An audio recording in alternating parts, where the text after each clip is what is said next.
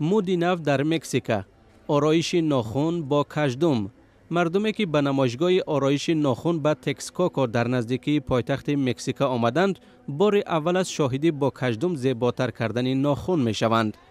این گونه آرایش یک سال پیش به مد درآمد و حالا طلبگاران ناخن کژدمی زیاد شدند و آنها آماده هستند برای یک یا دو تای آن تا $3 پرداخت کنند. لوپیتا گارسیا آرایشگر مکزیکایی یک سال پیش کژدم چسبانی را در زادگاه شهر دورانگا شروع کرد و آرایش نوی او به حد محبوب شد که لوپیتا آرایشگاه باز نمود. در نمایشگاه آرایش ناخن که هفته گذشته شروع شد، روزانه 20 نفر به آنها مراجعت می‌کنند. تلما گاردین است که در چسبانیدن کژدم ها ماهر شده است، میگوید که این آرایش برای همه نیست. واکنش بعضی مردم مثبت است که میگویند وای بسیار زیبا و به من معقول است. البته دیگران هم هستند که میگویند این یک تمایل وحشتناک و بی‌ذوقانه است. ما را به بیرحمی نسبت به جانوران متهم میکنند.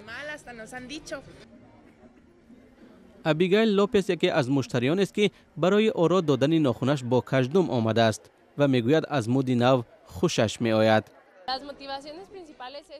آرایش دادن ناخن با کژدم یک مد شده است. من فکر میکنم زیبا به نظر میرسد. دیگرگونه نه و از هر چیز دیگر دوست داشتنی است. در شمال مکزیک کژدم را برای شکلش دوست می‌دارند و عین زمان از آن می‌ترسند چون سالانه به 250,000 نفر در کشور نیش می‌زنند.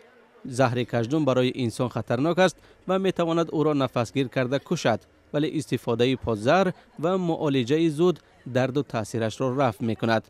در جهان از جمله تاجیکستان 1000 نوع کژدم وجود دارد که 50 تای آنها برای انسان خطرناکند.